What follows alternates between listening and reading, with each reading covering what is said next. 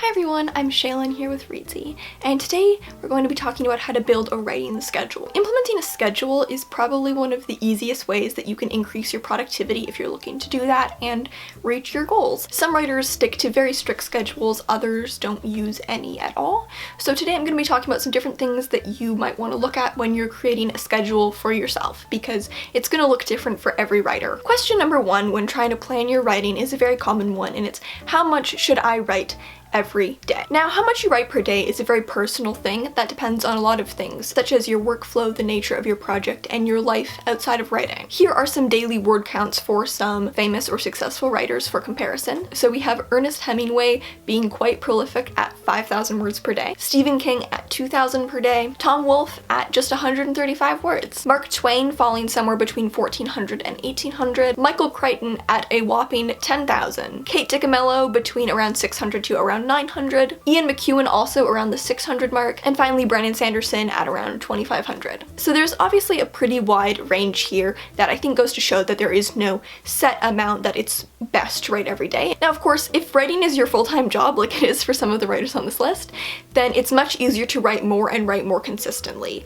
So how much you want to write per day has a lot to do with just your workflow and what's realistic for you and your writing process, but also just simply how much time you have to dedicate to writing, because not everyone has enough time to write 10,000 words a day. If we consider Stephen King, who wrote 2,000 words a day, seems like a pretty manageable amount, but he is pretty famously known for taking the phrase treat writing like a job very seriously. And I mean, writing is his job, so it makes sense, but he's very well known for leaving the door in the morning as if he was going to a day job, walking out to his office and staying there until the work is done as if it was a day job. If you have another day job, it's gonna be hard to treat writing like your day job. So here's how you can figure out a reasonable daily word count for yourself. First of all, track your word count for around a week or maybe 2 weeks. Don't worry about it, don't set any goals for yourself, just write as you normally would, but at the end of the day, jot down the amount. When you're done, take a look at this. See if there were any outlier days, first of all. Maybe there was one day where you wrote more than you ever have in your life.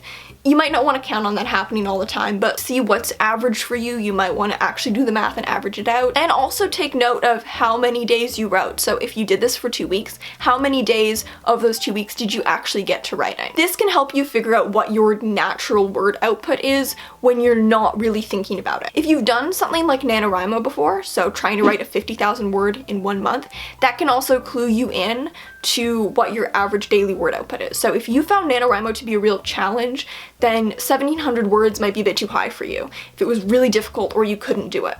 If it kind of just seemed like, you know, an average day of writing, that's what you normally do, then that might be kind of your average daily word count you want to aim for. Or if you're the kind of person who does NaNoWriMo and is done in a week, then maybe you want to aim for something higher than that. You can also do a little timed experiment, so write for an hour nonstop, just again, normally as you would normally, not trying to write super fast or anything, and see how many words you can write in an hour. So that said, that leads to another common question, which is, should I write every single day? Some people preach writing every day like it's the only ticket to success. Others find it just straight up impossible. And just like with how much you might write per day, whether or not you want to write every day is a pretty personal thing that depends on your unique workflow and your general circumstances. If you like routine and you think the easiest way for you to reach your goal is going to be to set aside 1 hour per day, maybe wake up 1 hour earlier, or if you just want to dedicate 1 hour in the evening, then writing every day might work really well for you and you'll build up a really nice habit that can get you into a really nice flow. You make it so habitual that it's easy to get into. However, for some people, whether you have a bit more of an unpredictable schedule or a more unpredictable writing process,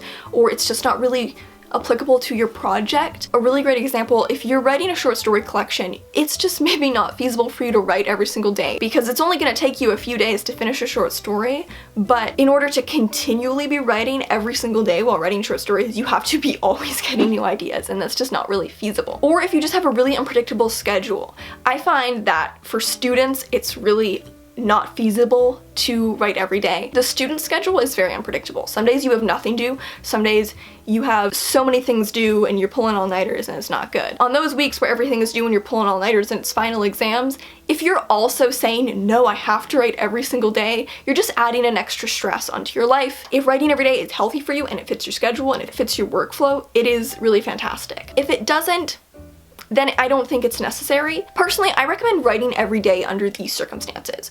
One, as a challenge to yourself to see if it's gonna work for you, because it's always good to try it, or as some kind of challenge like NaNoWriMo, where maybe you wanna just make a lot of progress and get everything done. And two, if you know that it works for you, if you've done it before and it brought you good results. I don't think it's something everyone has to do, but I do think it works for a lot of people, and it is worth trying out to see if you're one of those people. So that said, let's take a look at what a writing schedule might actually look like. So your writing schedule is probably going to be a combination of the following things. Number one, the nature of your project. Number two, your goals and deadlines. Number three, your workflow and process. And number four, the times and days that you want to write based on other commitments that you have. Let's start by looking at the nature of your project. Different types of projects will require different scheduling methods. If you're writing a long form project like a memoir or a novel, then you might set daily or weekly goals under the form of words, scenes, or pages. So I want to write this many pages per day, I want to write this many words per day, or I want to finish one scene every day, or I want to finish one scene every 3 days. If you're writing an anthology type work, like a short story collection or a poetry collection, you might set goals for how many poems you want to write in a week, or how many stories you want to write in a month. Maybe even break it down, something like I want to write one story every month, the first 2 weeks for drafting it, the second 2 weeks for editing it. If you're revising or in the outlining stage, then you might break down your schedule based on tasks you want to complete. So I want to edit this many chapters per week, or edit this many pages per week, or implement these edits. So I want to do, my edits, fix this subplot. I want to do line edits on this chapter this week. If you have a goal or deadline, you'll probably want to break down your schedule so that you know that you will meet that deadline, whether it's self-imposed or otherwise, in time. So if you know that you have 4 months to get the draft of this novel in, or if your goal is to be done in 4 months, then you might estimate that your book is going to be around 80,000 words, if that seems reasonable for the book. You might set a goal of writing 20,000 words per month. And then you want to make a writing schedule that works with your process, kind of like what I was talking about earlier with the writing everyday question. If you know that you really do well with writing sprints, which are when you set a timer and write as fast as you can distraction-free until that timer goes off, you might say that you're gonna just do 2 15-minute writing sprints every day. You're gonna do one in the morning and one at night. Or if you're like me and you like to write in longer writing sessions, you might look at your schedule and identify points where you have time for longer writing sessions and schedule those in. Now, when you're looking for time to write, you want it to be good time. When you schedule writing for yourself, think of it as gifting yourself that time. Think about it as you're making an appointment with yourself, and you want to consider that scheduled writing time as important and unmissable as an actual appointment that you would schedule with someone else.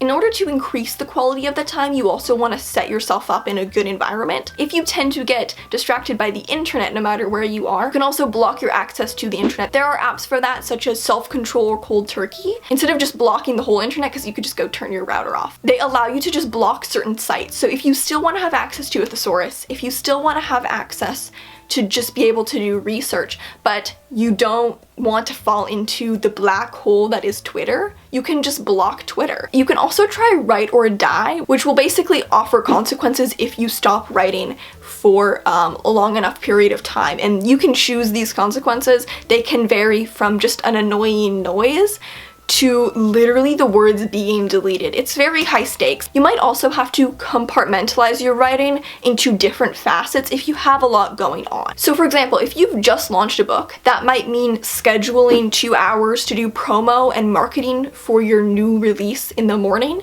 and scheduling 2 hours to draft your next book in the evening. You'll also probably want to integrate your writing schedule into whatever scheduling method you already use. Whatever calendar you already have, merge it with your writing schedule so everything is in one place. I also just use the calendar app on my computer. Google Calendar works just as well. So next up, let's talk about how to stick to this schedule. And there are kind of 2 things to consider for this. Number 1 is habit. It is easier to do something when you can form a habit out of it. If writing every day is something you want to do and you can actually make writing every day a habit, it can do incredible things for your productivity. And like I said earlier, treat a writing session with the same importance that you would treat a meeting with another person, where you would only cancel if you have a legitimate reason. Sorry, I can't come in, I got in a car crash. Fair. But if you just don't feel like writing, try to make yourself do it anyways. Otherwise, there's not much use using a schedule if you're only going to actually stick to the schedule when you feel like it. And second of all, you can try using a reward system.